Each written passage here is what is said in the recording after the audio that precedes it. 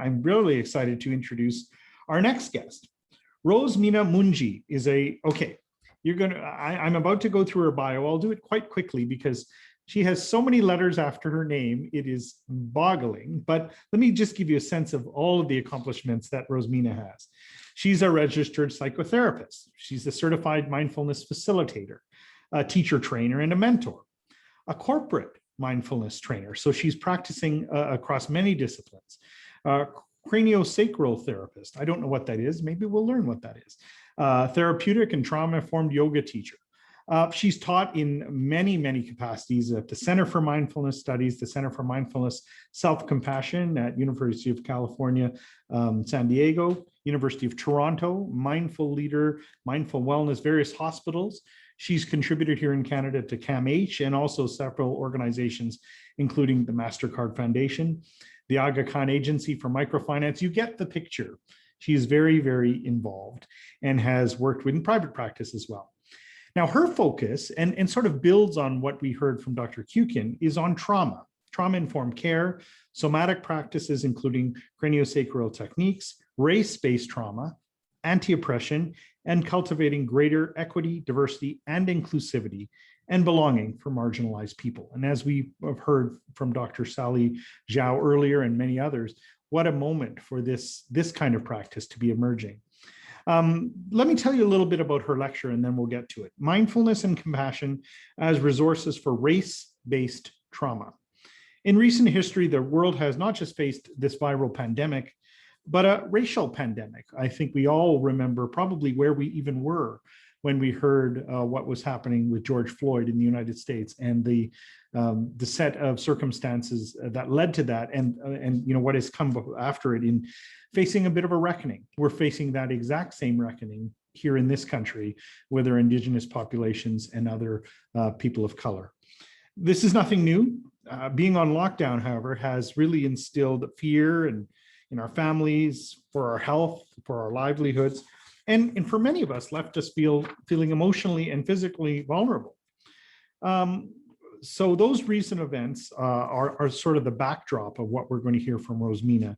In this session, participants will have an opportunity to acknowledge lived experience. I think she really wants to make this an experiential learning sort of scenario and to engage in mindfulness and compassion practices to support dialogue about how racism can be transformed and how inclusion and belonging can be cultivated. It is wonderful that mindfulness can play a role in this. I've experienced, racial otherness in my own life, growing up here in Canada, and I'd love to hear more from Mina Munjee about what can be done through this area of practice. Welcome. I hope I did your bio just a little bit of justice. It is quite impressive, but I'm going to leave it to you because I know you're going to take us through a bit of a path here. Thank you, Ken. Thank you for having me here. It's my pleasure to be here today and a real honor actually to follow Dr. Kaiken because I am an MBCT therapist and I teach the MBCT program and have studied the program extensively. And so it's a real treat for me to actually meet one of my teachers, at least through reading about his work and reading his work. So it's my pleasure and honor to be here today. Ken said quite a lot about what I'm going to be speaking about, and I'll add a little bit more by way of introduction. Today, I hope to introduce some concepts that are relevant to race-based trauma, share a little bit about my own experience, which just is a way to kind of illustrate some of the things that immigrants and racialized people go through in this country and in the US as well.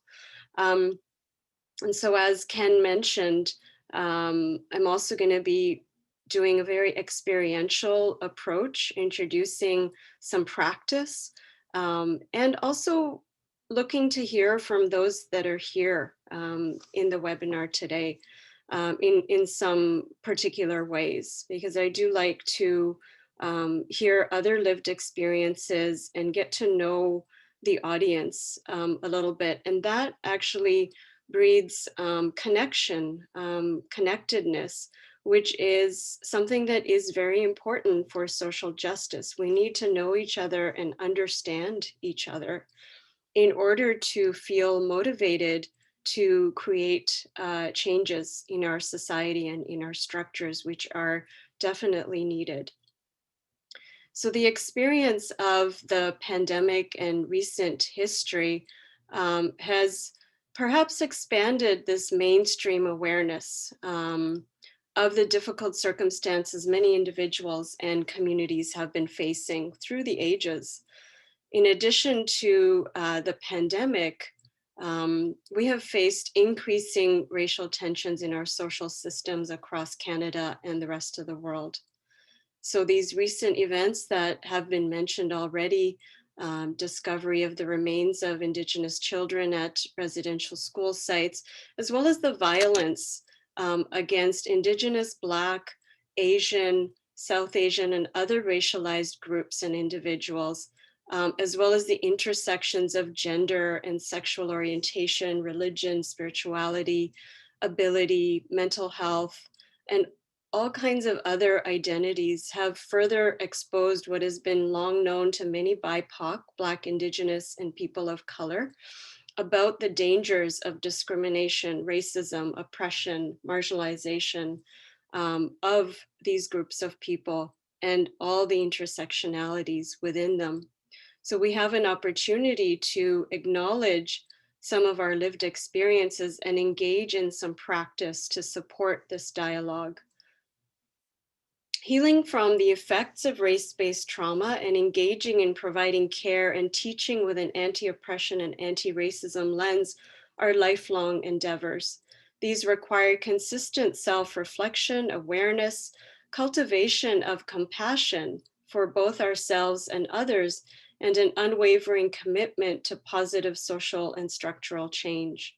And through practicing diligently and taking skillful and mindful action, we can build a society of equity and diversity and inclusion.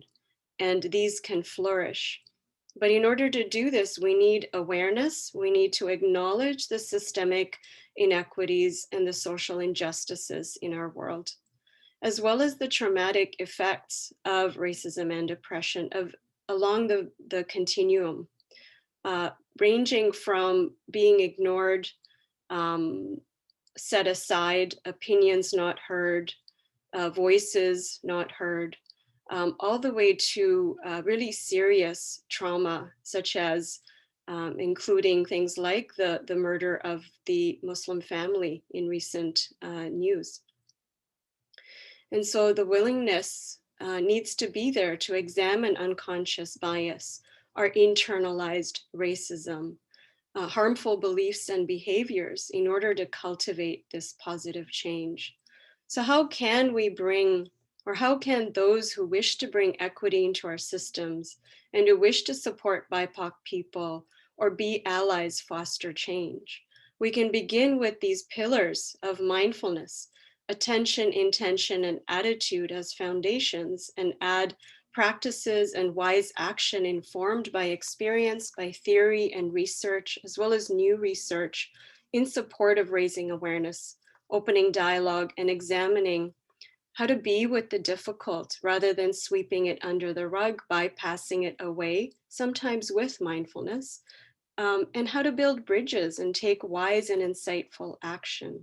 So we may reflect on the following question: how can we bring the cycle of silence and harm, foster, or how can we break the silence of the cycle of silence and harm, foster community and connection, and begin this process of restorative healing? In this vein, I'm currently conducting qualitative research and writing a book with a colleague and my co-author, Dr. Shaunak McPherson, on these topics. We're interviewing various BIPOC and white identifying people who practice and use mindfulness professionally and personally about their experiences related to racism or oppression, and how these resources have really helped them and may support them in theirs and their allies' efforts for social change and structural change. So, as a mindfulness teacher, a psychotherapist, a writer, a trauma informed yoga teacher, my intention is always to create and contribute towards safer and more inclusive spaces for all races, social locations, levels of ability, ages, gender expressions, sexual orientations, cultural, religious, and spiritual backgrounds, shapes and sizes, and all the other intersectionalities that we find as part of our identities. And these are all important and rich to acknowledge as part of our experience. I'd like to begin with a very brief practice. This includes a reflection on land acknowledgement as well as mindfulness and compassion.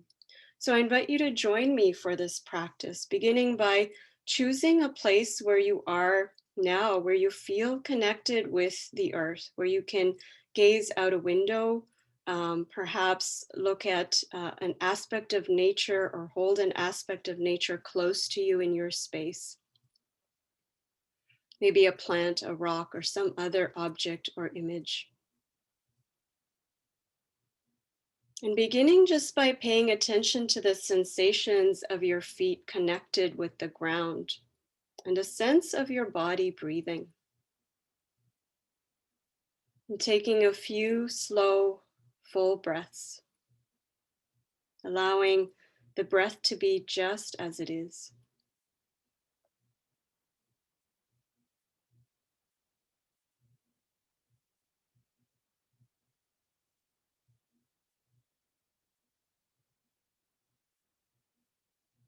Becoming aware of the support of the land you are inhabiting, waking up to the strength and resiliency of this land, and an awareness of all of the resources, the life-giving nourishment that you have received from this land.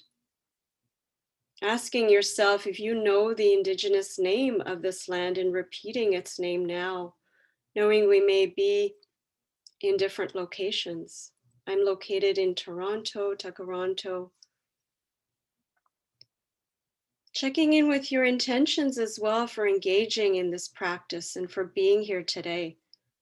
Is there something you wish to learn or teach others about this land, its histories, the treaties, and the indigenous peoples who this land belongs to and who have governed this land for countless generations before us?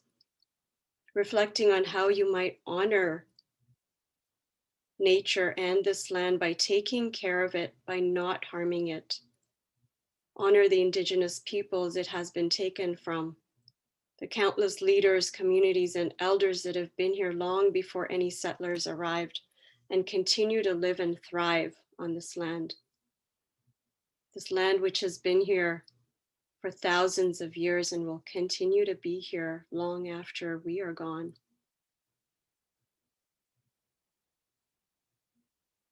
Considering now any commitments you wish to make or are able to make to recognize this land and its indigenous peoples.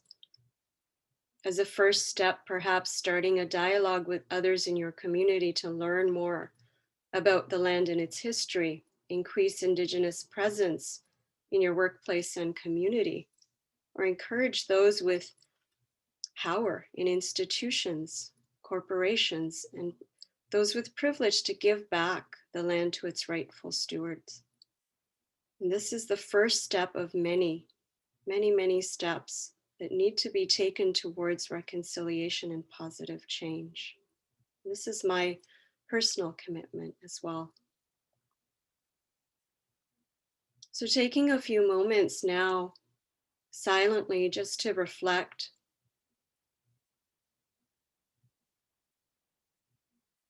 taking a few breaths,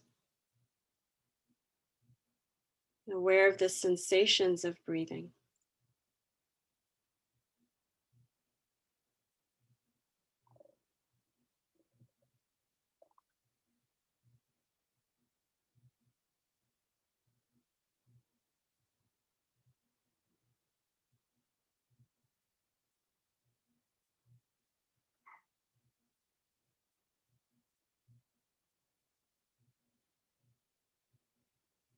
And moving right into the following meditation, which really helps to bring our hearts and minds into the present moment as well as our bodies.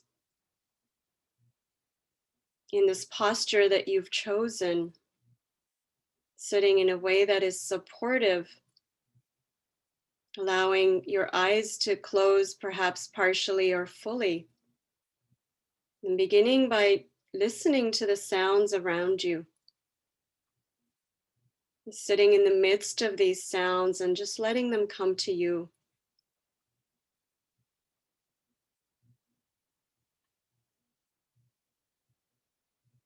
In your mind's eye, finding your own body in the room and welcoming yourself into this space, greeting yourself with an inner smile of welcome. Inclining towards yourself and your full experience as you might towards a dear one.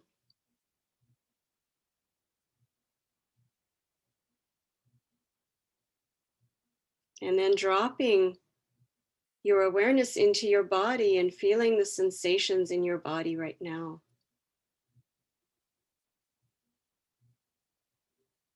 Are there any pleasant sensations? And if so, can you take a moment to appreciate and savor these sensations?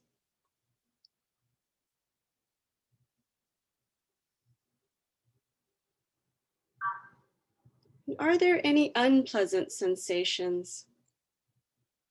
And if so, can you make some space for them, allowing them to be there if only for this moment, acknowledging the challenge they present, perhaps offering kindness, compassion in this moment towards yourself. Remembering that you're not alone and that uneasiness and discomfort, these are part of the human condition. And so allowing your heart to soften in a tender way simply because this is here. Perhaps offering some words of encouragement towards yourself. It's okay. This is already here. You can handle this.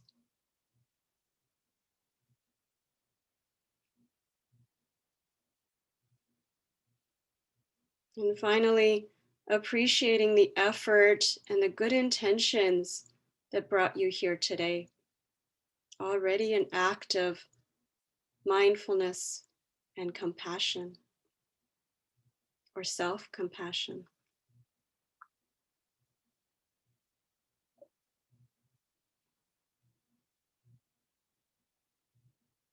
Coming back to the breath in the body in this posture.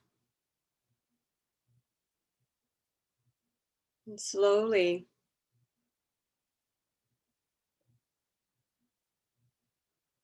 releasing this practice as we continue on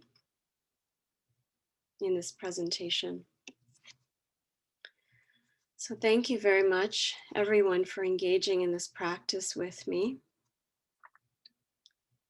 I'm going to now share just a little bit from my own lived experience and locate myself.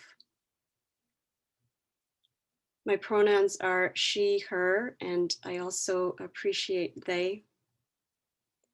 My identity is South Asian. I have South Asian heritage. I'm from South Africa. I'm an immigrant. My ancestors came from India and South Africa.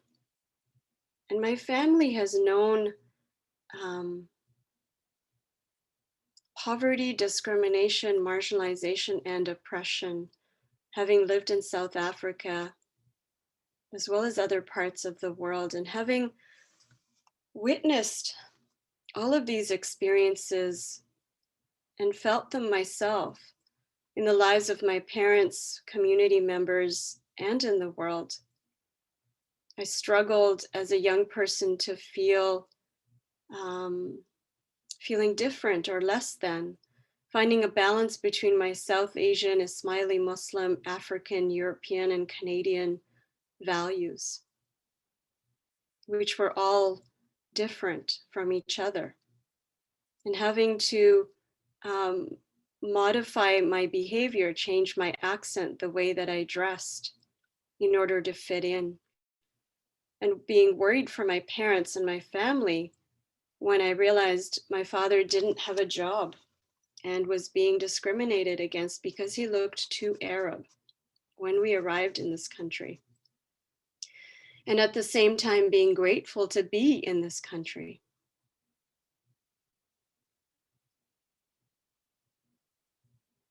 And really being caught between two worlds, facing implicit bias, being ignored or judged in the corporate world where I worked for many, many years with a background in math and statistics and an MBA, until I decided I would pursue mindfulness, a career in mindfulness and psychotherapy and spiritual care. And so I've been involved in many diversity committees. I've been involved in giving many talks, especially throughout this pandemic, and doing my own reading and learning and research, which is what led me to begin this work, this research and writing I'm doing now.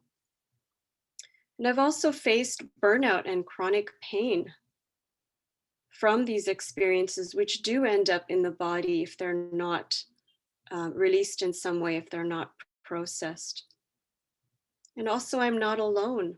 I've experienced freedom from the patriarchal and colonial influences in my culture. And I have a deep appreciation for the values as well, and the resources and the strength in my community. I've also been supported by my mentors and teachers in Canada, many of them who happen to be white settlers.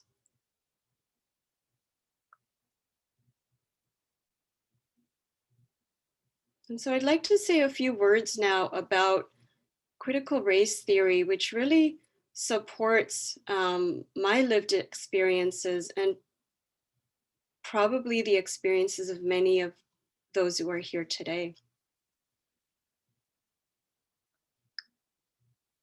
So there is a lack of neutrality, and there are inequalities that I have felt and witnessed in society. Racism is part of the fabric of the society we live in and tightly woven into its fabric, which also makes implicit bias so prevalent and so subtle. It's not marginal, but it is central. Yet it is a social construct which shapes the outcomes for racialized individuals facing harsh structures of power and control. It is fluid at the edges when deemed necessary by the dominant group, and determines access and privilege to often basic human necessities and rights. There are psychological, physical, emotional, and material benefits afforded to certain dominant groups that are not present for subordinate racial groups. And there are just a few aspects of the experiences that I've mentioned here, and many, many more that people and communities in Canada and elsewhere face every single day. I'd like to now invite those of you who are here in the chat to share your name. If you know the meaning of your name, I'd love to know it. And I'll invite you all to read what's in the chat. I'll try to read a few of the what is shared.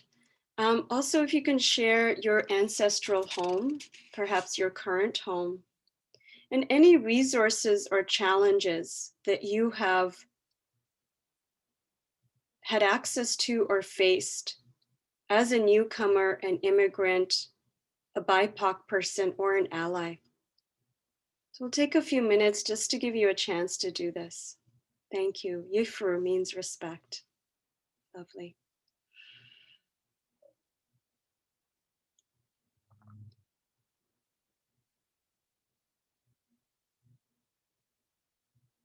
Suman means good heart. Yes. And please forgive me if I pronounce your name incorrectly.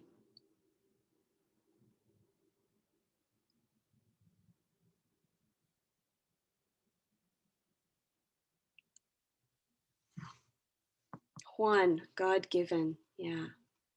Allah means grace, blessings. Lovely.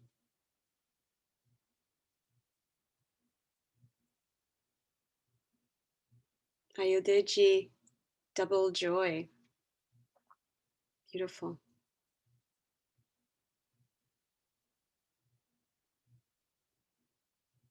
And if you like, you can also share your heritage, your ancestral home, Rebecca, or Rebecca was named after Rebecca in the Bible. Um, my family's from El Salvador. From a young age, I had to often interpret for my parents at the bank and on phone calls. Yeah. Thank you, Rebecca, for sharing that. Irina, peace. Hia means to join in Tichao Chinese. Lovely. Nice to see you, Tom.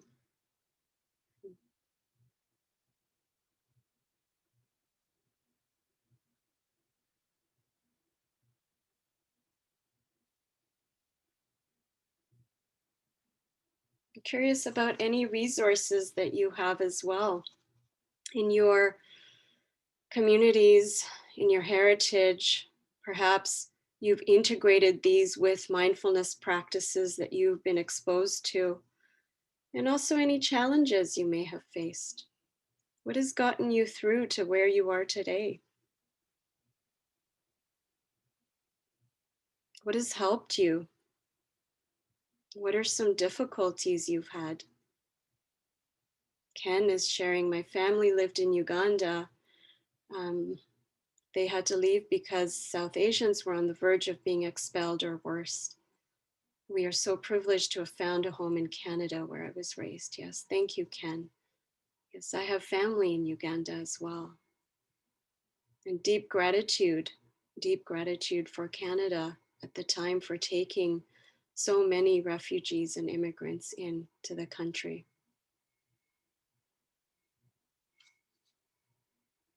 Rebecca, I do a lot of praying. I have AMS, and prayer has been the quickest way for me to feel peace. Thank you, Rebecca. And praying, spirituality are a big part of many of our traditions. Ekta means unity. Thank you, Ekta. And Katya means pure. I'm from Brazil. Thank you, Katya. My family has also lived in Portugal, Portuguese speaking. And from Huva, yes, Irina Kopel, Irina Peace, Toha Tanahi. My name is Noha, which means wise. I am not. Well, I don't know. Maybe you are wise. I am from Egypt, Noha. And Zenobia Lada, Zenobia, ornament of the Father. I'm from India. Thank you. Thank you both. Carrie is black haired from Irish Gaelic. Lovely. I really appreciate all your sharing here. Noha is wise, Bob is saying. There we go. Noha, you have an endorsement of wisdom from Bob.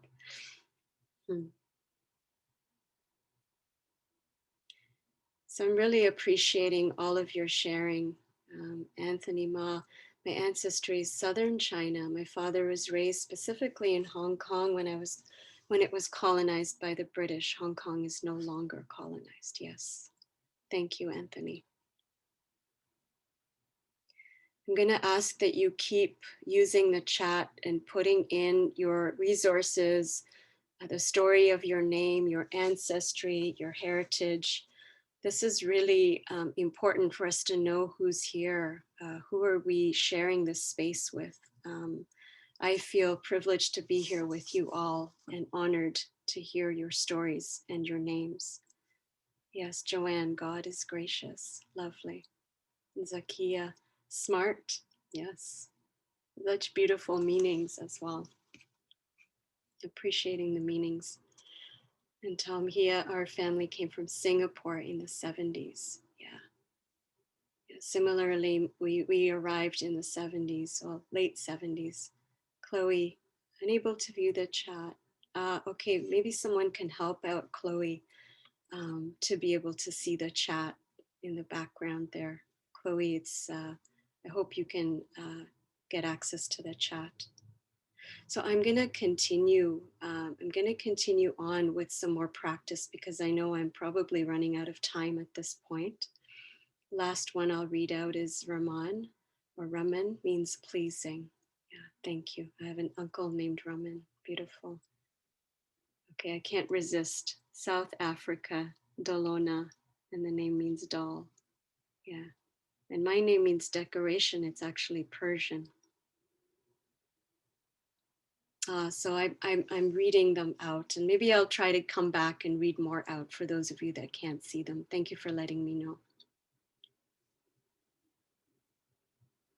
Yeah, thank you so much. So maybe this is an opening for those of you who don't know the meaning of your name or don't know much about your heritage to look into it further. So I'm going to do one last practice, and then we'll open it up for any questions. And I'll come back to the chat in a few moments. So I'm going to begin with a practice which is a mindfulness and compassion inspired practice. Comes from the ancient Buddhist tradition, originally a practice of Tonglen, but it's been modified, adapted for the self-compassion program that I also teach. So as I share this, I'm aware of the strong influence of white Buddhist converts who have dominated the mainstream mindfulness movement and been instrumental in bringing these practices to North America. Those with Chinese ancestry arrived in North America due to immigration or World War II and brought Buddhist teachings and that had been shared with them by their teachers. The Chinese Buddhist influence on the West is often not acknowledged. However, these people established monasteries and practice centers in the Western world before Sharon Salzberg, Jack Kornfield, and all of their contemporaries. So all of this heritage is appreciated, but just note that there are other interpretations as well of the teachings besides what was disseminated by Western teachers. And these were not explicitly included in the mainstream medicine, mental health, or media. And John Kabat-Zinn had a very specific mandate and very successful in bringing, along with many others, these practices into mental health and into the healthcare system. This is not to demonize this movement, but just to recognize that there is a history here, and mindfulness is one aspect of a system of ancient practices and approaches, many, many practices and approaches to living life according to a wise or noble eightfold path. And I think it's a good idea to be explicit here as well about how mindfulness and self-compassion practices are one way to approach the experiences of race-based trauma, um, and also to be precise in the intentions, not to minimize the experience of any trauma or racialized experiences, not to re-traumatize in any way, and not to condone what has happened to individuals, families, and communities within oppressive social structures. Also not to spiritually bypass with mindfulness, with feel-good techniques. This is really about awareness, raising awareness, and it takes hard work, effort, diligence, and nurturing influences from people in our communities and social networks, as well as therapists and mental health professionals. So it is about the awareness of suffering, any atrocities that have been committed, that if we have faced the effects of, the complex emotions, the negative core beliefs, and also about empowering ourselves not to succumb to these negative stereotypes, to ill treatment, violence, and abuse, instead to rise against these.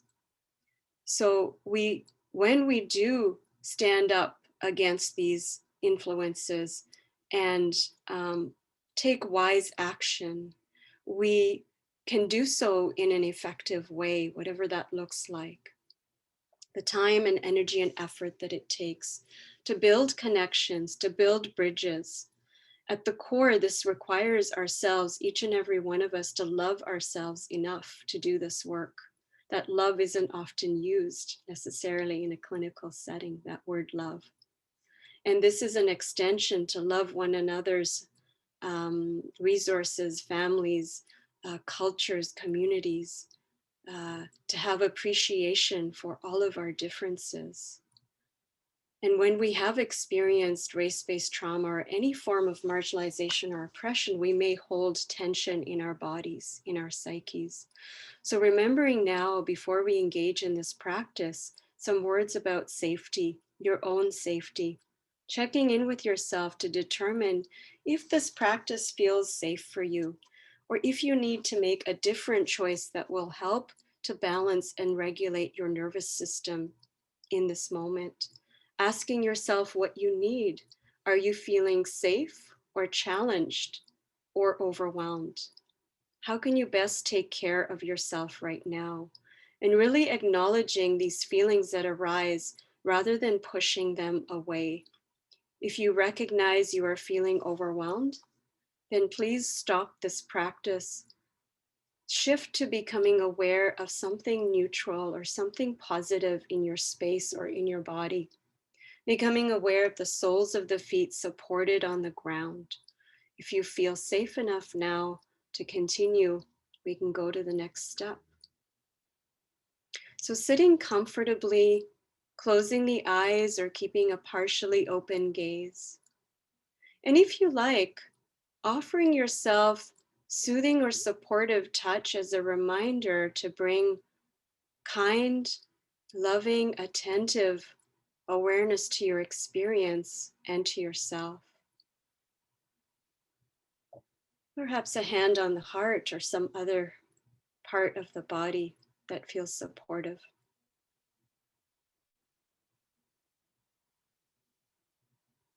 And taking a few slow, full breaths, noticing how your breath nourishes your body as you inhale and how it soothes your body as you exhale.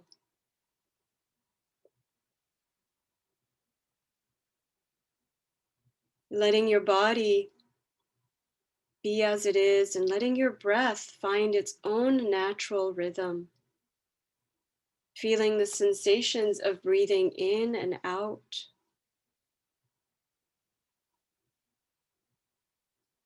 Perhaps allowing yourself to be gently rocked by the rhythm of your breathing.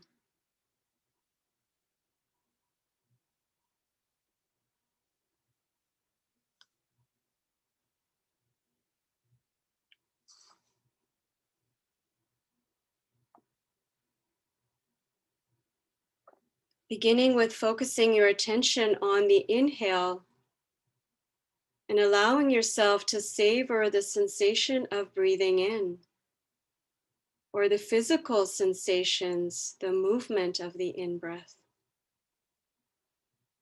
Perhaps noticing how the inhale energizes your body. If you like, breathing in kindness and compassion for yourself, or feeling the quality of kindness and compassion as you breathe in. Maybe even an image of kindness.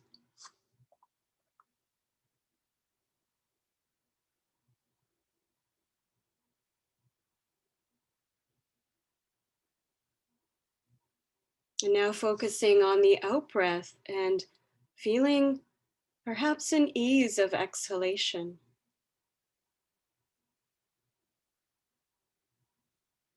Calling to mind someone you love, someone who is struggling, suffering, or needs compassion. Perhaps it's a community of people. Perhaps it's even an aspect of nature, the land, the earth. Visualizing this being or these beings clearly in your mind. Beginning to offer your out breath to this being, offering the ease of breathing out.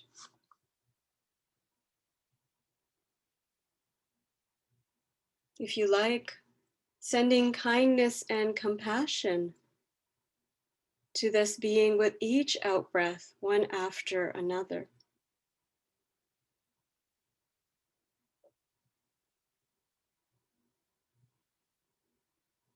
And now attending to both the in breath and the out breath and savoring the sensations of breathing in and out. You may wish to adjust the balance of breathing compassion and kindness in and out. If you feel like you need more in this moment, offering yourself more compassion. Or if you feel like more compassion is needed by another being, offering them more kindness and compassion. Continuing to breathe in and out in this way. Kindness, compassion, something good for yourself and something good for another. In whatever balance, whatever proportion makes sense for you right now.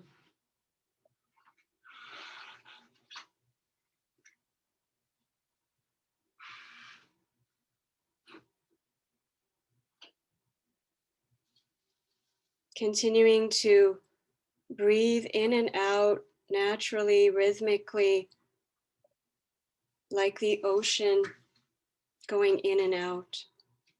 A limitless, boundless ocean of compassion.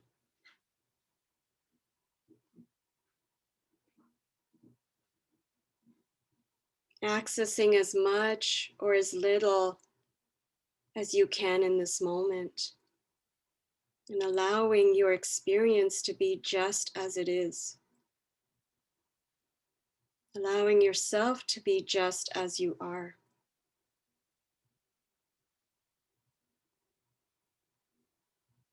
Taking a few more breaths like this.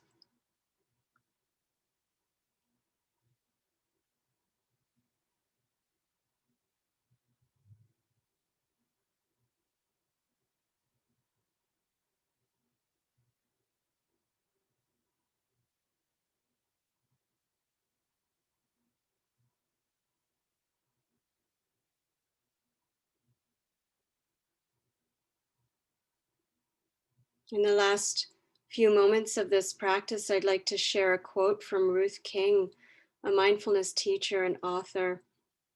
She says, "Racism is a heart disease. It's a heart disease that requires intervention. It's curable, but it requires that we pay attention to ourselves as individuals and as members of racial collectives." She makes some suggestions that support racial awareness and well-being. They include doing no harm, maintaining a regular meditation practice, inviting stillness,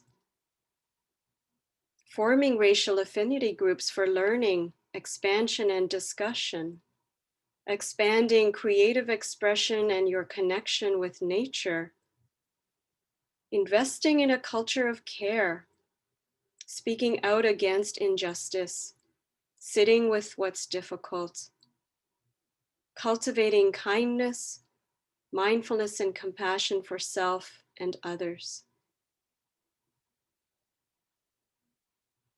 And coming back to the breath in the body now, recognizing the power that our breath holds for us, the power to create change in our communities, in our relationships and friendships through self-awareness, presence, and through the breath in the present moment. May all beings be safe. May all beings be protected and helped when they need. May all beings know that they belong and are loved. And may my breath allow me to expand my heart and to heal myself and to heal others. May my breath be the source of my power and compassion. And may my breath help me to create a better world. And taking a few moments to feel your breath and to offer gratitude for this breath, this body in this moment.